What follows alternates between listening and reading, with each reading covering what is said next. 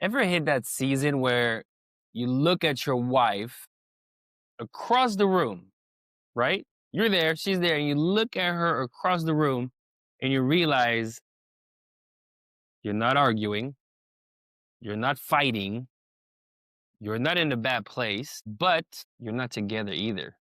Look, you love each other, you live together, you raise kids, maybe you run a business together, you definitely run a household together.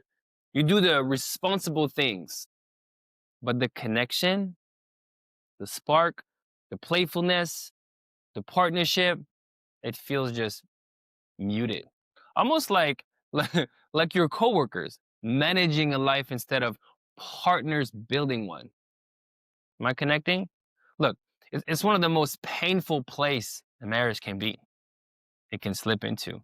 Look, it's not a crisis, but it's this quiet disconnection. And today, I'm going to show you exactly how to go from this to rebuilding connection without forcing it. Because as men, we always want to force it, don't ask permission, without begging for it or pretending nothing is wrong. AKA, stop lying to yourself. Look, there was a time in my own marriage where everything looked fine from the outside, right? I've been married since 2009. It's 2025 right now, so about 16 years. We're raising kids, running a business, handling responsibilities. And when I say raising kids, we have six, smiling in pictures, but inside the house, something felt off. We weren't arguing, we weren't bitter, we weren't cold, we were just drifting. Our conversation, like they just felt more about logistic, right? What time is rehearsal? Because we own a dance studio as our core business. Who's picking up the kids? What's for dinner? What's this weekend? But the deeper conversations, the emotional ones, the curious ones, the one that make you feel close, those were gone. And I didn't know how to bring it up. I didn't want it to sound like I was unhappy or ungrateful or that I was blaming her. So I just withdrew little by little, and she withdrew little by little. And before you knew it, we were just both living in the same house, but just not connecting to each other. It wasn't until one night, like she said, we're good, but we're not connected. I love you, but I'm not in love with you. And that just like hit me because she felt it too. And that's when I realized something crucial. I realized that connection fades not because of big issues, it fades because of small, repeated neglect of the emotional atmosphere. Just small one, compounded over time. And the moment I took responsibility from leading connection again, that's when things started to shift for us. So, three advice, let's get it. Number one, presence over pressure. Presence over pressure. Look, most men think reconnecting means doing more, right? What can I do? What can I do? More day night, more quality time, more effort, more cleaning up, more romantic gesture, right? The more, what can I do? What can I do? More. But if the underlying connection is weak, those things, like all those things just feel forced, right? They feel like pressure to a woman. Like a woman doesn't respond to pressure.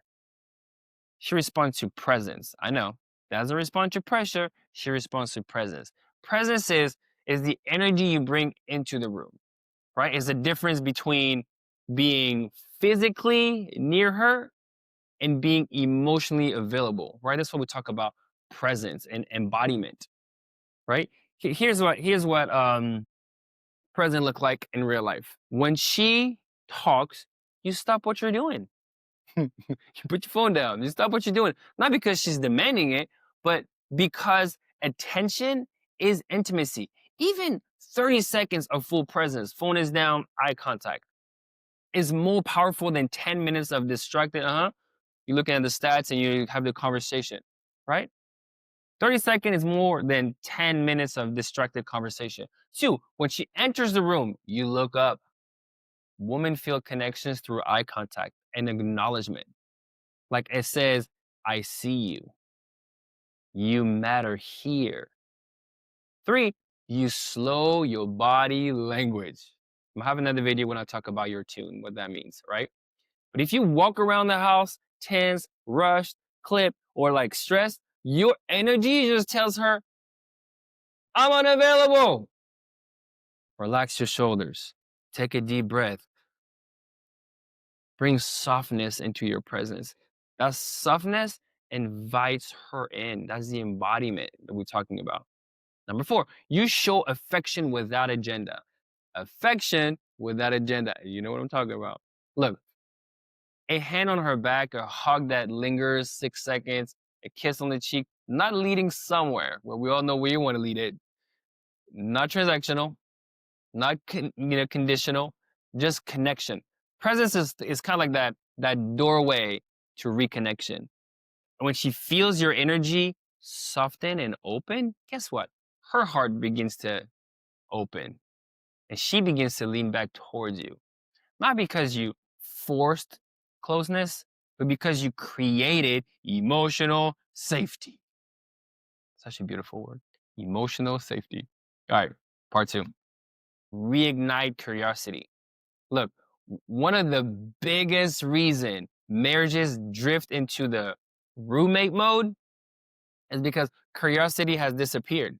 You know what I'm talking about, right? Like in the beginning, you were you were fascinated by her and what she was doing. You asked questions. You wanted to know, like her dreams, her aspirations, her fears, her thoughts, her past. And then over time, you replace curiosity with assumptions, right? Because I know her. I said it. I said it before. I know who she is. I know you. I know you more than you know yourself.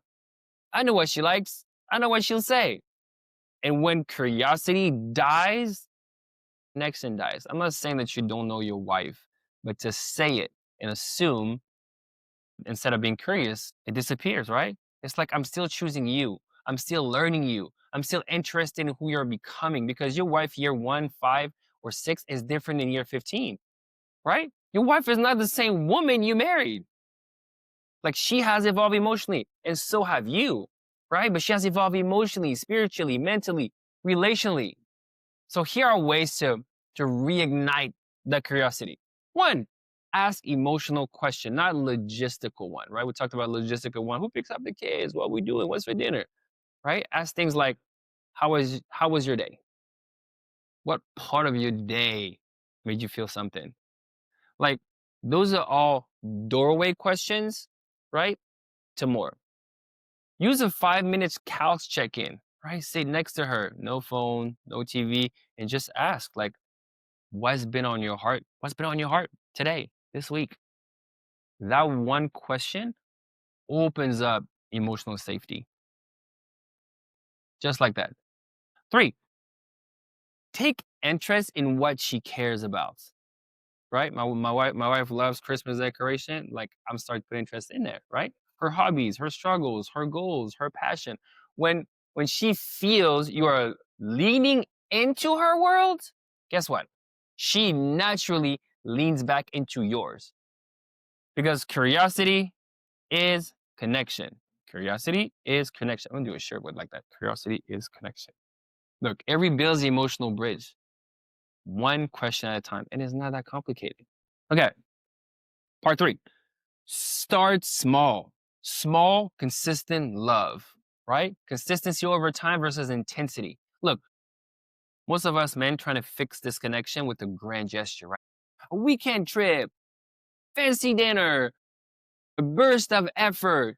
But intimacy doesn't grow from intensity. We talked about it earlier, right? Like it grows from consistency. And I know like you can't fix it over time even if you want to.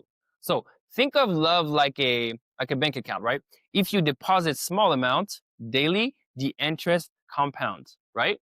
But if you ignore it for a month, then try to fix it with like one big deposit, bam, doesn't work. Right? Yes, you might get level, but it doesn't work. It doesn't compound over time. So here's what small, consistent love looks like. Okay.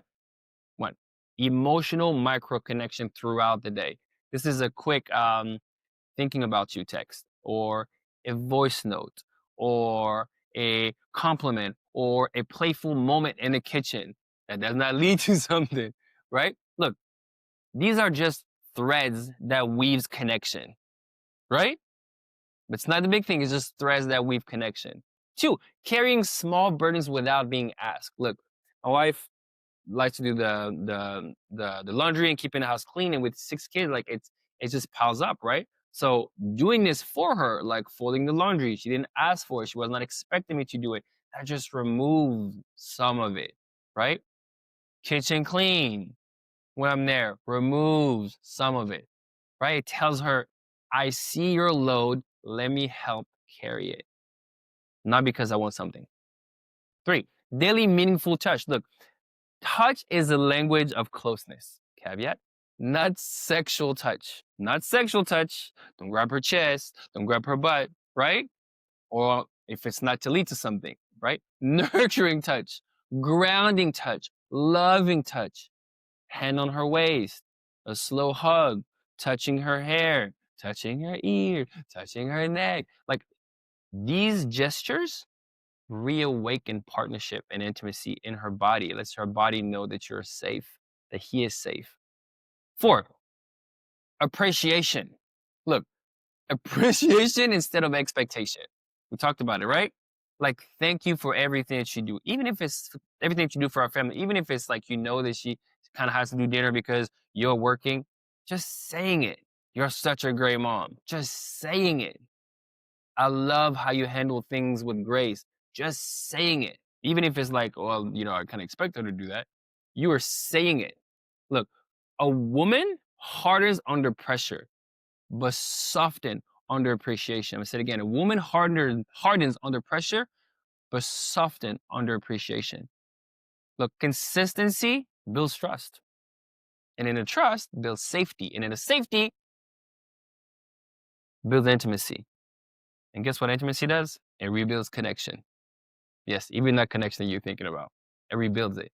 So look, if you feel like roommates right now instead of partner, remember this.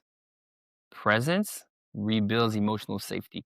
Presence rebuilds emotional safety. Curiosity rebuilds intimacy. And then small, consistent love rebuilds partnership. Look, connection doesn't return in a day. It returns through daily moments. I know it's hard. I've been wanting to just accelerate it, but it doesn't, right? Those daily moments where your heart moves towards hers again and she does the same. Not at once, but brick by brick by brick by brick by brick. Look, like I said, connections start with emotional leadership.